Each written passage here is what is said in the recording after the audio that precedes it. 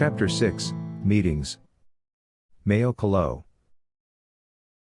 Tonight, we slept somewhere north of the castle. Miroe was already snoring, but I could not sleep.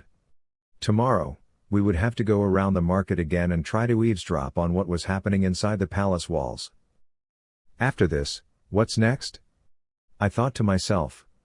The Akea registry gave me something to look forward to, but it would not give me back my friends.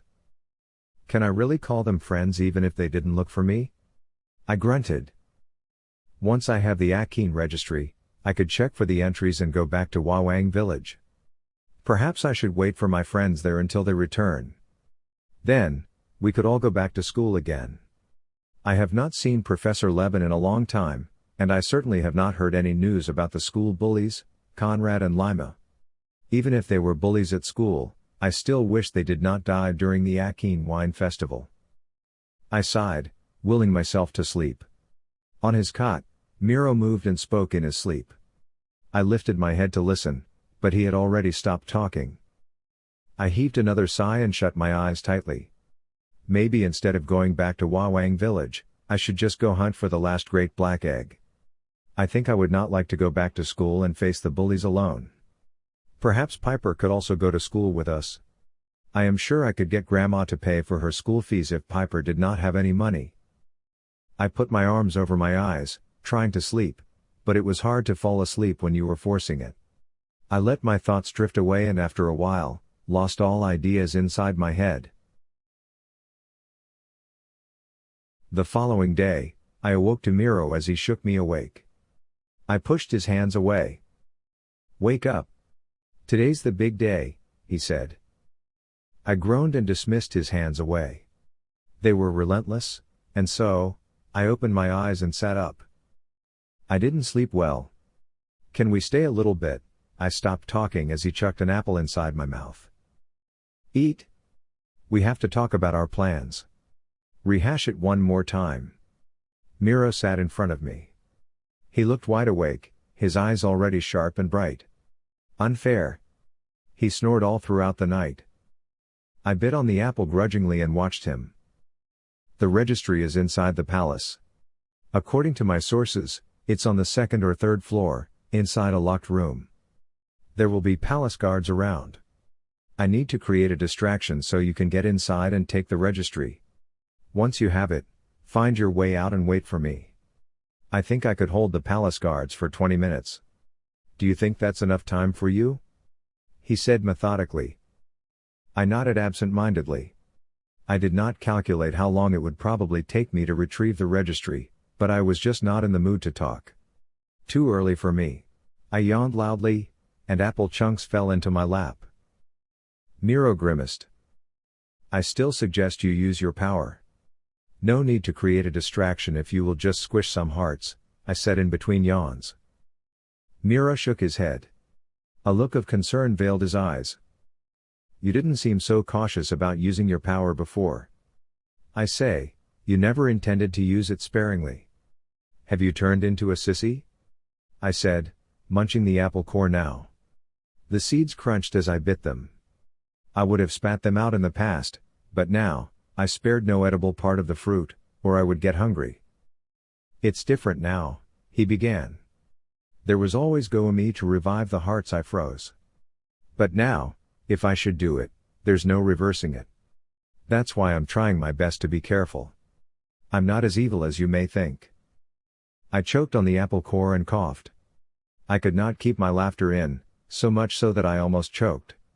When I was done coughing, a grin was still plastered on my face. I caught sight of Miroe's red face and felt ashamed of myself for reacting that way. But did he really expect me to believe that he was not the monster everyone knew he was already? Miroe stood up and walked away angrily. I had to put on a straight face to prevent another altercation. "I'm ready now," I said cautiously. I threw him another glance out of the corner of my eye. He seemed to be seething with annoyance, but instead of barking at me, he just nodded and walked ahead without saying another word. I followed immediately. The grass was wet from the dew, and they soaked my shoes as we walked toward the palace. I said. I still don't exactly know what to do. Just follow my lead, all right? Miroe said. He quickened his steps and we found ourselves in the docking bay, where stevedores carried crates into the castle. Miroe picked up one of the crates and went straight to the open door that likely led to the storage. I swallowed hard and carefully picked the smallest crate, but it was still so heavy that I swerved upon heaving it up. Out of nowhere, a hand grabbed my arm, and my heart started beating frantically. "Take that other one," the man said. "It's much lighter." I looked up at him and quickly nodded. "Shouldn't have hired kids to do this kind of work," he said, grumbling. "Times are hard. The parents couldn't help but allow their children to work," another voice said before it faded in the distance. I carried the other box that the man mentioned, and even though the crate was bigger, it was much lighter. I then trotted off to where Miroe had gone. Inside, the storeroom reeked of spices, onions, garlic, and other cooking herbs. I clutched at the crate and looked around, trying to search for Miroe, but I could not see him. I kept moving forward. "Here, boy!"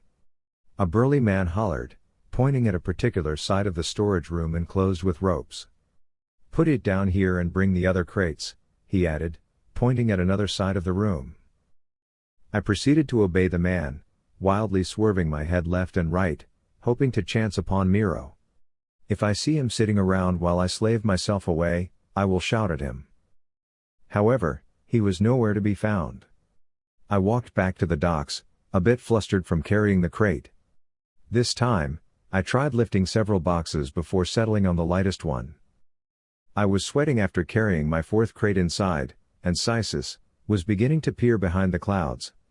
By now, I was muttering under my breath, annoyed at having to do this when all I wanted was to get my hands on the registry.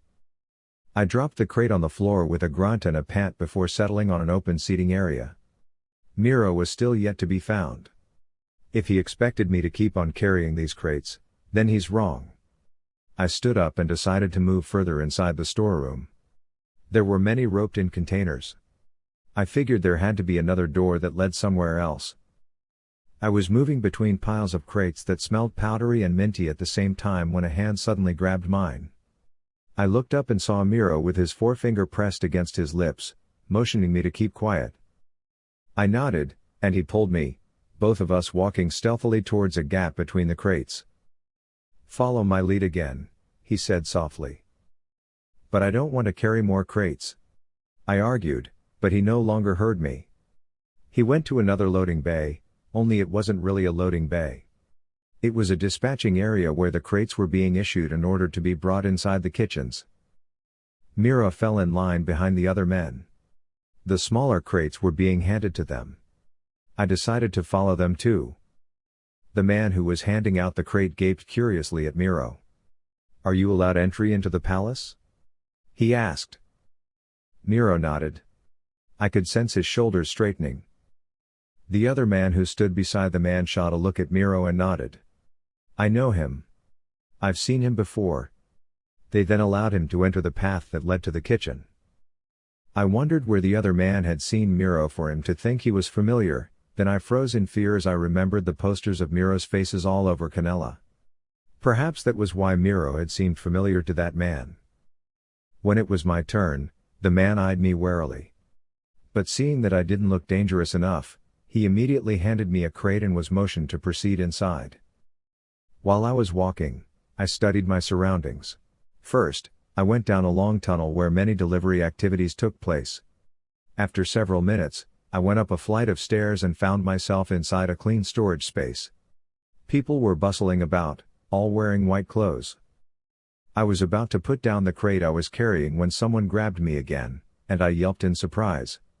"When will all this grabbing end?" My heart almost leapt out of my chest. "Arg!" I gasped. Miroe pinned me against a wall, chucking a set of white clothes to my chest. He was already wearing white garments that were identical to the other workers. I quickly changed, and when I was done, I hid my clothes behind sacks of flour.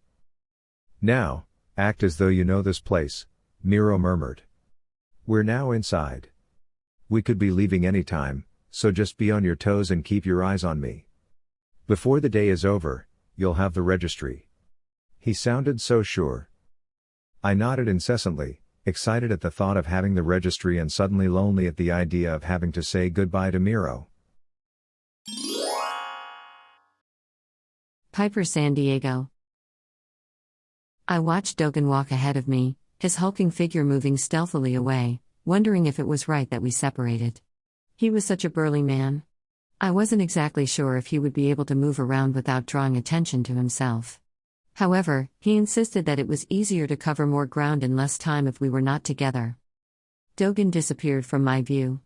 I uttered a short prayer to keep that big lug safe. Now that I was alone, I decided to take a look around. Kanelan Palace was still the same. The white walls shimmered against the bright rays of Sisis. Sure, the place was no longer filled with the jovial atmosphere of the past Akene wine festival, but I was still overwhelmed to be standing right in front of the palace. I heaved a deep breath, uncertain if it was because of the excitement of being here again or out of fear of the unknown. My fingers and toes slightly tingled. What if Kino and Mayo were not here, and instead of rescuing them, I would be captured by the Emperor's men? That would be such a disaster. But Kanelans can't see me, I kept reminding myself. That was my advantage.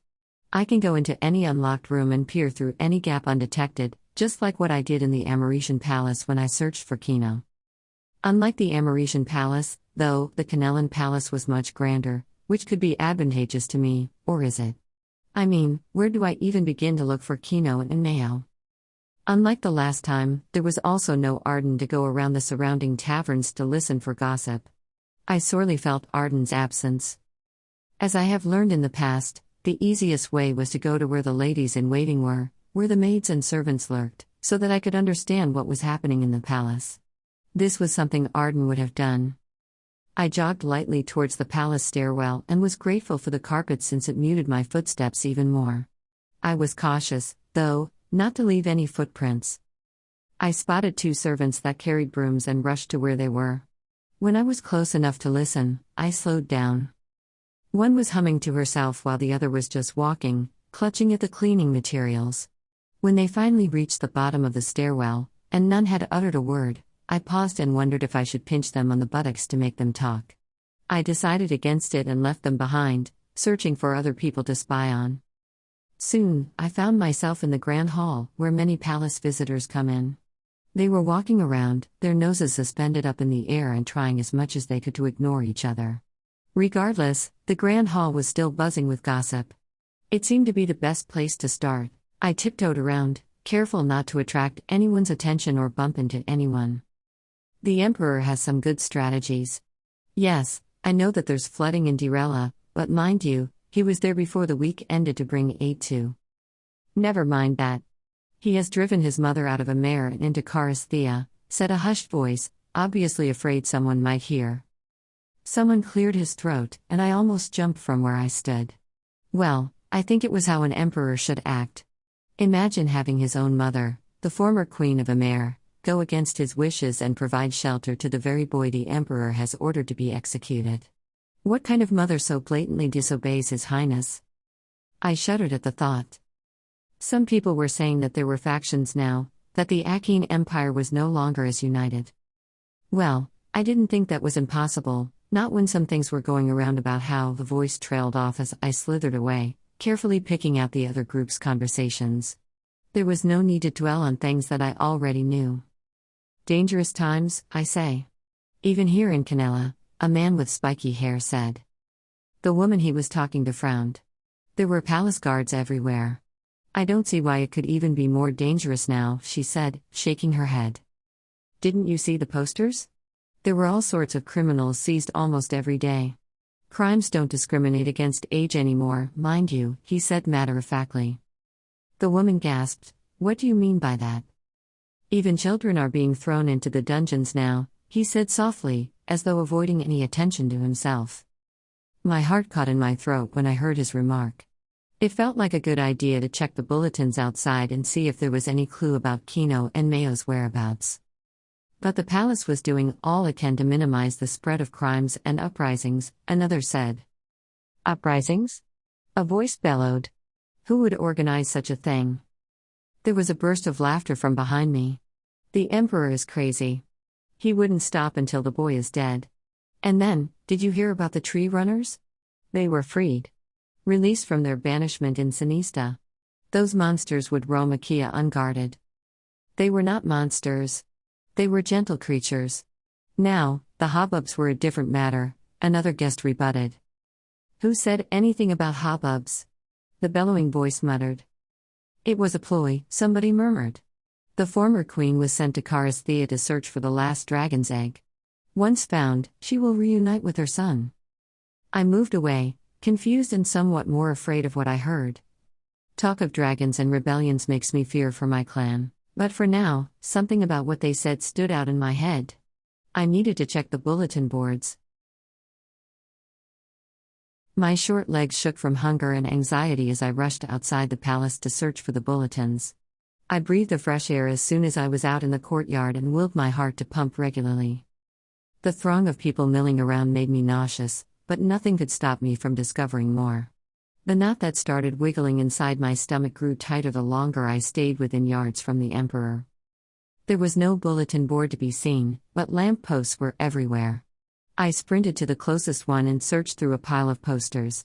The most recent one showed a man who was probably middle-aged, gaunt, with long, untidy hair. I leafed through the pages, and one showed Dogen's face. My hands shook as I studied the poster. The sketch was inaccurate as it portrayed Dogen with his top knot, but even though the sketch was not as good a representation of Dogen, the poster bore his name in large print. I pulled it off the pile and tucked it under my belt. I continued to leaf through the pile until I saw Miroe's face on one of the posters. I gaped at it. Yes, it was really him. The sketch was quite accurate. His eyes looked angry, and a solid line was drawn underneath his eye, the scar he got from the hubbub. His hair was neatly pulled to the back. It was unlike the way I remembered it, shaggy and unkempt that it kept falling down to his face.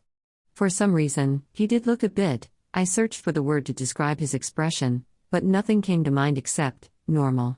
But he was hardly that, from what I remembered. Oh, great. This is just so great. I muttered under my breath. Another one that's begging to be rescued. Then, I looked at what was written below his sketch, murderer on the loose. Escaped the Kanelan Dungeons. For any information about his whereabouts, contact any palace guard immediately. Well, he was probably not begging to be rescued after all. I shook my head in disbelief. It served him right for killing Arden. At least, Arden was vindicated. I wondered where Miroe could be and what would happen if he had been loose for a long time. Without Gomi beside him, Miroe could pose a real danger to anyone. I wondered if his power would work on me if I remained invisible. I continued going through the posters. There was no information about Mayo at all. Best to return to the palace, I told myself. If Mayo were captured, perhaps there would be no information that would be released to the public. His father was a war general. If he ever learned of it, it could mean trouble. This means that I would need to do all the sleuthing. There was also nothing on Kino. I went back to the palace, careful not to get in contact with the people roaming about. I noticed a massive shadow from outside, stealthily lurking around. My head quickly swiveled about, watching for any sign of danger. On the other side of the walls, several palace guards were doing their rounds. Someone seemed to have spotted the huge shadow. I squinted my eyes to where the shadow had been, and when I was sure who it could be, I ran towards it. I reached my hand to touch him and quickly extended my power of invisibility. "What were you doing here?" I said in a hushed voice. "Looking for you," Dogen's hoarse voice answered. "It's dangerous for you to be here." Thankfully, I was around. "Come quick," I said, pulling him to the other side. Dogen followed me, expertly avoiding contact with anyone. When we were out of anyone's earshot, he said, the palace guards down the dungeons were going crazy. They spoke about prisoners who had just escaped. Do you know what that means? Honestly, yes and no. I saw a poster of Miroe, I said. He was the one who managed to escape. Didn't you hear me? I said, prisoners, Dogen said. Was it Kino? I asked, although I doubted it. If Kino was kept a prisoner, the Emperor would have had him executed without much thought. I looked up at Dogen's gooey figure, and he shook his head. Not Kino. Everyone was talking about a general's son, so it could be Mayo. That was quite a surprise, I said, stunned. Don't regard him much? No. It's just that his power doesn't work like that, I said. His power is great, as I told you before, Mayo was able to save me using his power. But I don't see how he could have escaped the prison if it were just for his power. Unless, I stopped as a thought occurred to me. What is it? Dogen said. Unless he decided to work with Miroe, I said. I felt suddenly queasy. If Mayo decided to go with Miroe, he would be in grave danger. And I didn't know what I would have preferred, Mayo confined in the dungeons or knowing that he was with Miroe, who could, at any time, unmercifully end his life. Do you reckon Kino was captured with them too? I asked after a while. I didn't hear anything about the boy the Emperor wanted dead. That's how everyone refers to him now. Nobody even knows his name. I guess the violent incident addled the Akeans' brains and made it impossible for them to remember Kino's name even more. Where could he be if not here? I said. What did that mean if he wasn't here? Was he dead? Or was there someone else who has gotten hold of Kino? Since we're in Kanelan, may I suggest that we stick to our plan and rescue whoever is here? Once we're all together, we can perhaps devise a new plan, Dogen said. You're right, I muttered as I started climbing the grand staircase inside Kanelan Palace. I hesitated before going in. Are you going with me? Or are you setting off on your own? Dogen paused. I think it would be better if I just wait for you outside. There might still be other things I can find out here. However, be careful because it would be difficult for me to enter the palace undetected. But in case that by the end of the day, you're not outside, I will find a way to get in the following day, he said. Got that, kid? Thanks, Dogen, I said. Somehow, my fear had lessened. I had to go down the staircase again and bring Dogen somewhere safe before letting go of his hand.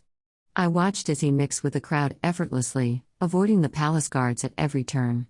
Then, I went back to the palace to see if I could learn something about Kino. I pushed all thoughts of Mayo and Miroe away since I knew that they were already able to escape the dungeons. Miroe Pasap. There was no time for me to worry. The entire day was packed with many things, getting hold of the registry and my freedom from Mayo. I glanced at Mayo, who was walking ahead of me, while I pretended to push a cart full of cleaning supplies. It has been a tiring day. We have had several changes of clothes already. I hoped the ones we were wearing now would be the last. Being a cleaner allowed us entry to the palace and more freedom to roam around the palace walls. Mayo stopped in front of me and peered behind one of the doors. Shaking his head, he looked at me and said, "Not here, just supplies again." As soon as he started talking, he started complaining, "How can there be so many rooms with just supplies? We are just checking the rooms. Didn't I tell you it was probably on the 3rd floor, where the library was?" I said matter-of-factly. "Then, why do we have to take such a long route?" He irked. I exhaled loudly to control my temper. We are pretending to be cleaners in this palace. If we just saunter off from one floor to the next, we will look suspicious, I said slowly and sarcastically. Mayo's face flushed. He continued to grumble. "All right. Let's be quick about it so we can leave this place," I said in annoyance. Just then, Mayo stopped so suddenly that I almost crashed the cart against his back. "What the?" I said. "The bookkeeper," he said, smiling at me widely. "I think he's the one we should be looking for." I stared at him because I had no idea what he was talking about. "What about the 3rd floor?" "Quick!" he said as he rushed to the end of the hallway where there was a directory of the palace rooms, a finely sketched map of the palace to boot. "There!" Mayo pointed excitedly. "It's on this floor. This is the room of the bookkeeper. All we must do is go there and ask him." Mayo sped off while I tried to catch up after him, throwing the cart forward and careening it through the hall. "Oops," I said. "Too late to go after it now." There was a loud bang as it hit the left wall. Mayo had already sprinted, and I had to run after him. He turned to the right and ran as fast as he could, but his short legs were only able to outrun me for a while. "Where is it?" Are you sure? I asked as I fell beside him. He nodded, breathing through his mouth. The bookkeeper was the one who wrote on the registry. Every time someone presented to the Emperor, he would write the presenter's name together with the presented power. If we find him, it would mean he could tell us where it was kept. You're crazy, I said. And I've been following your lead, so maybe I'm crazy too.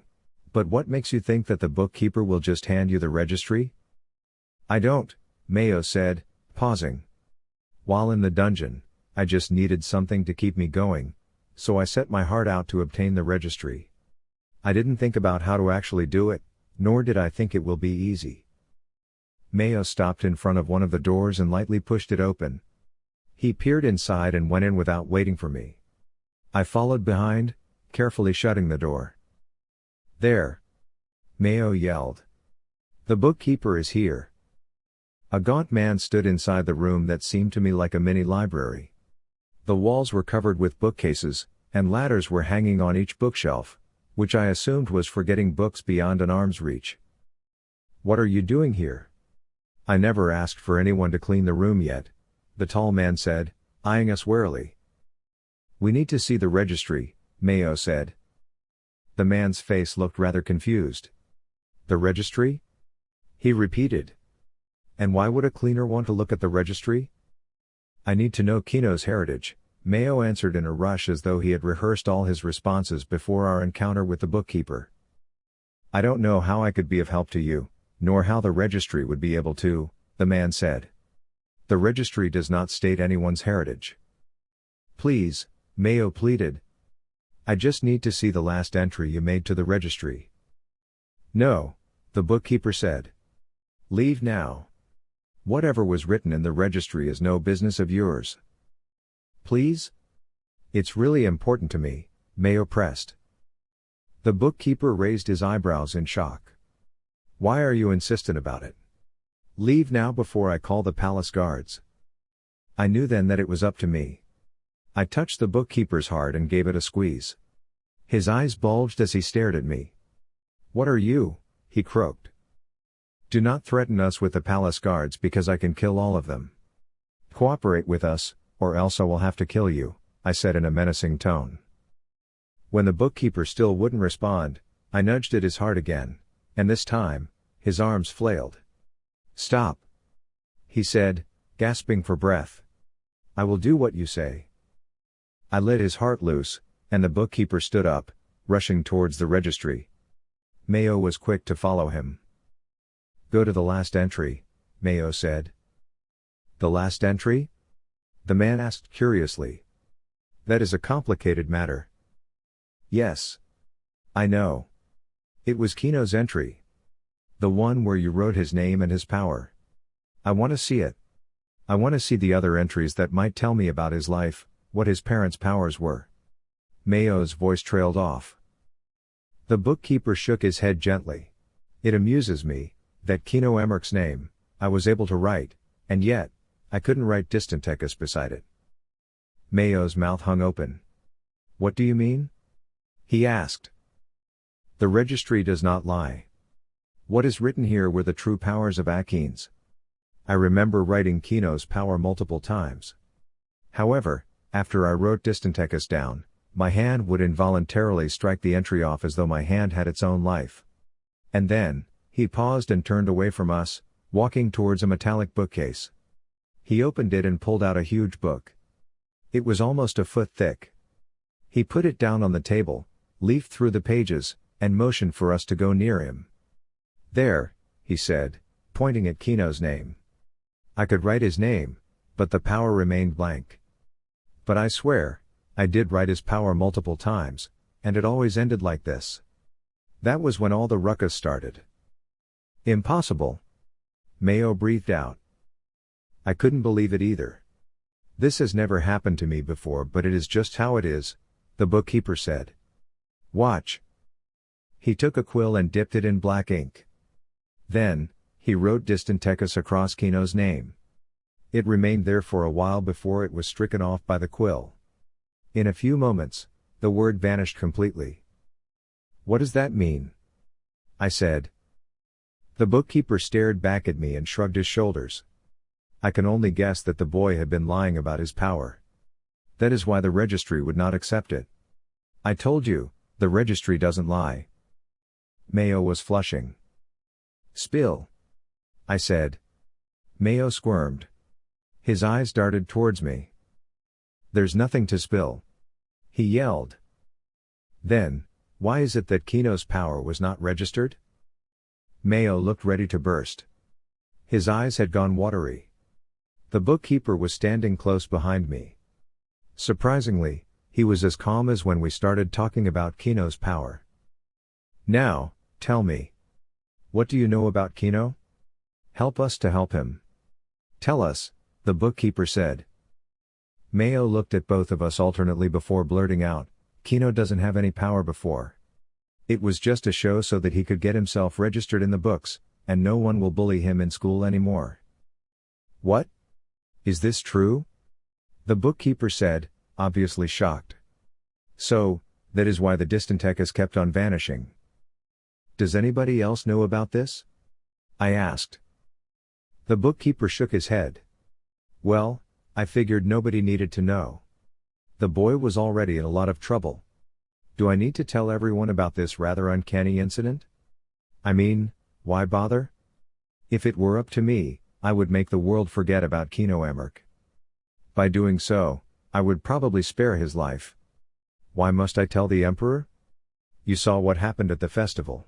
Do not get me wrong, I am loyal to the crown, but I cannot fully support the hunt for an innocent boy. The bookkeeper fell silent after that. What if there's something else I want to see? Like Lamare Amark's power? Can you leaf through that too? Mayo asked. Lamare Amark?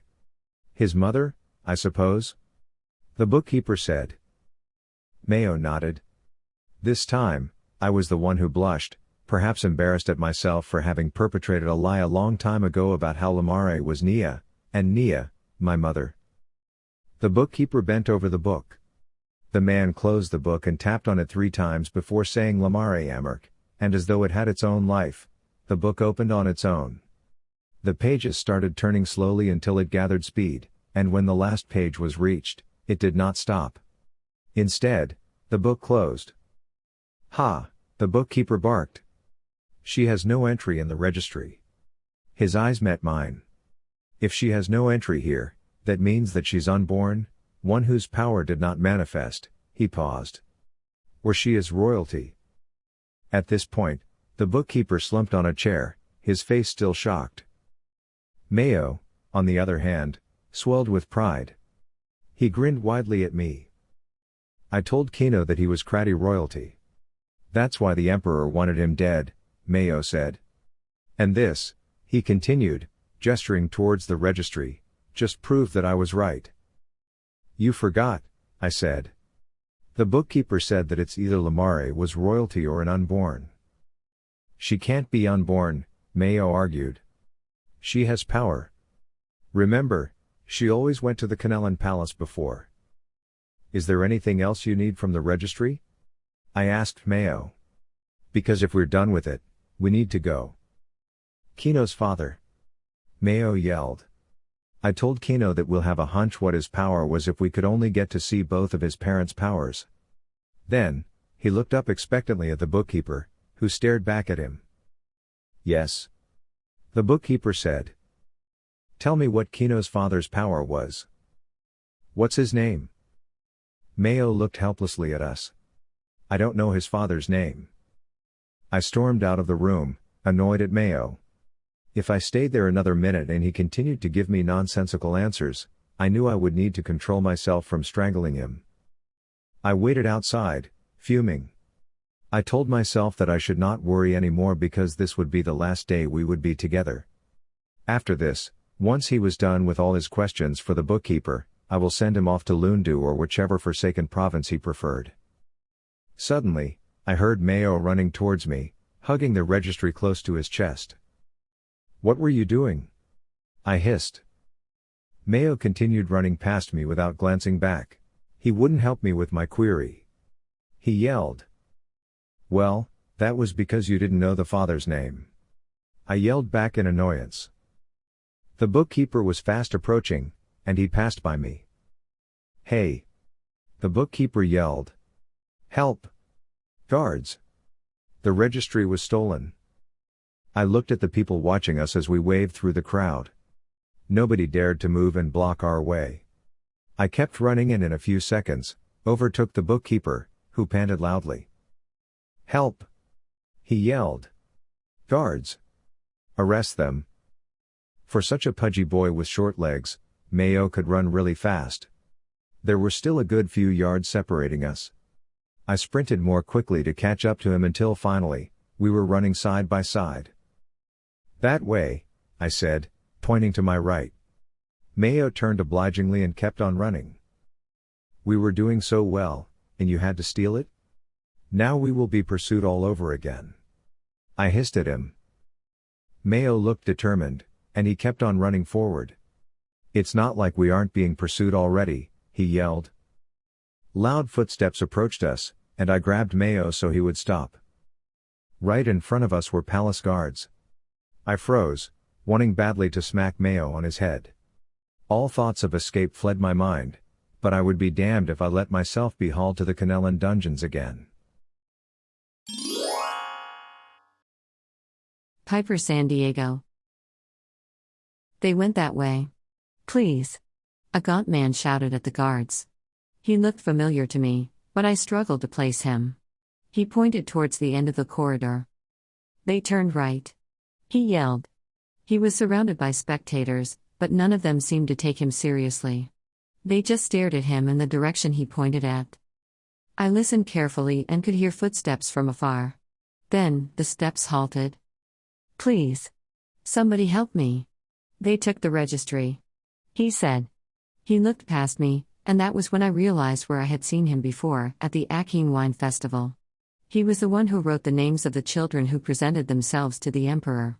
And if he was after the ones who took the registry, then it could be, my heart pounded, Kino and Mayo. I immediately ran to where the man pointed.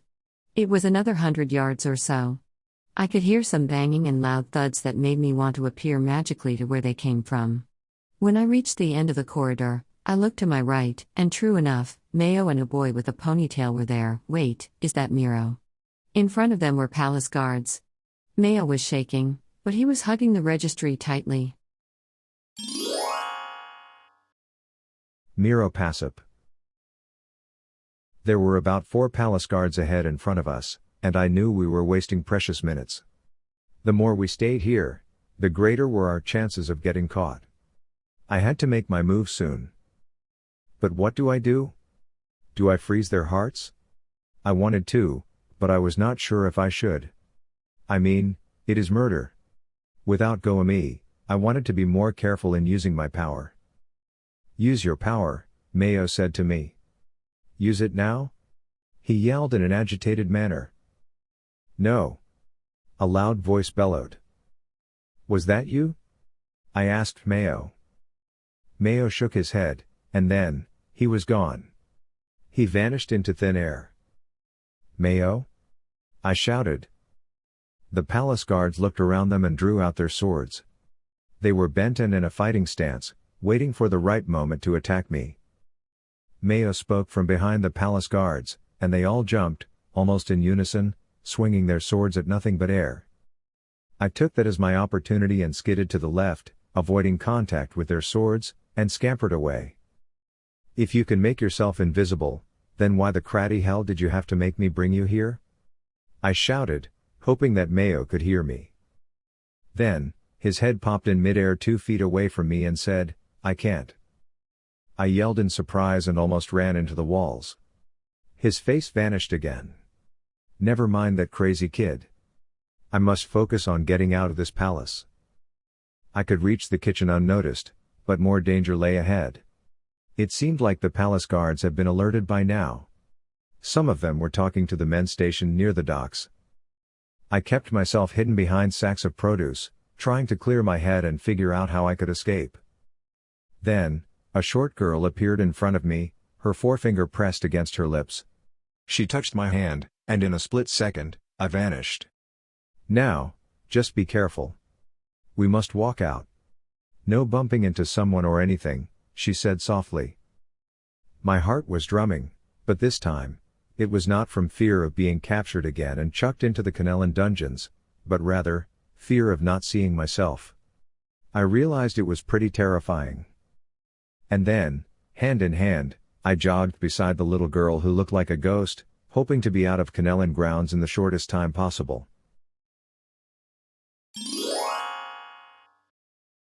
Mayo, Calo. I clutched the registry to my chest. My chin would not stop quivering. I felt as though there were still palace guards chasing after me. Talk about great timing. If Pyper had not come, we would have been goners for sure. I was now hiding near the grassy mounds by the moat surrounding Kanelan Palace. I squeezed closer against the hedges so that I couldn't be spotted by anyone. There was movement behind the bushes across the mounds, followed by even quicker movements on the grass. Someone was stepping on them. Pyper? I whispered. She appeared right in front of me with Miroe beside her. It was the first time that I felt gratitude swell inside me. I stood up in a rush and hugged her, squeezing the registry between us. Thank you, I said. She smiled at me, and her eyes were moist from unshed tears. I'm so glad to find you here. But where's Kino? She said. He's not here. That's all we know, I said somberly. Pyper's eyes clouded upon hearing that. But don't worry. If he's not here, that only means that the Emperor has not gotten him yet. We still have a chance of finding him. Miroe coughed to interrupt me from speaking. I see that you're safe now, he started. No, I said. Please don't go. Pyper's eyes bulged from their sockets. What are you saying, Mayo? She asked, obviously astounded. Are you actually asking him to come with us? We still don't have Kino with us, and his power is quite useful. We'll need it along the way. I don't think that was our agreement, Miroe said. I'm not yet safe. With the registry, I'm sure palace guards would go after me now. Are you really going to leave me behind? I said, trying to sound as frantic as I could. Wait. Pyper interjected. Don't I have a say in this? She faced me. Her eyes concerned. Mayo, you must remember. He killed Arden. And she stopped, then eyed Miroe. Wait, how come you're no longer deranged? Miroe stood silently. Oh, Cratty Hubbub's ass. Pyper said. Were you just pretending? Look. It wasn't really. Oh, my gods. I am not going to talk to you again. You killed people on a whim, lied to Mistress Lamare, and fooled even your twin into believing you were sick in the head? Pyper was shouting this time. I tugged at her hand to quieten her. Miroe remained unfazed. I don't need your judgment. He bellowed. You don't know me. You don't know the kind of hardships that I went through. You don't have the right to judge me like this. Pyper and Miroe were eyeing each other levelly, both fuming. Pyper, I said. I think that. I have to go now, Mayo, Miroe said. His voice had softened, but he was still eyeing Pyper warily. I have delivered my end of the bargain. You got the registry. You are with a friend. She can turn invisible. You are safe now. What makes you think that you can go away like this? Pyper said, deepening her voice. Do you think you can hand me to the palace guards? Miroe said. You are a killer. And people like you should rot in the dungeon where other criminals like you are kept away from the rest of us sane, normal Akeans. Pyper, he did help me escape the prison. I think that should somehow atone for what he has done in the past, I motioned. Pyper was trembling, and her entire face had turned red. I only helped rescue you because of Mayo, but it doesn't mean that I wasn't thinking about what a vile creature you are throughout our flight. Pyper bellowed at Miroe. Miroe's face darkened. Then, he turned to me, completely ignoring Pyper. Goodbye, Mayo. I will be on my way now. He turned to look at Pyper. And you, this is not over. Someday, You will eat your words. You will regret that you judged me. Hey, I cut in. But before I could say another word, Miroe had scampered off. Pyper looked ready to run after him. Arg! Pyper grunted. I can't believe him. She then went on spewing curses, but in my head, I kept remembering what Miroe wanted all this time. You just let the Emperor's most powerful weapon loose, I mumbled. Pyper's face paled. What do you mean? He wanted to go serve the Emperor. I was trying to keep him from doing that. However, you've managed to just set him free. So now this is my fault? Pyper shouted at me. I came rescuing you, and just because that nuthead immediately goes running to the Emperor, you're blaming me for it?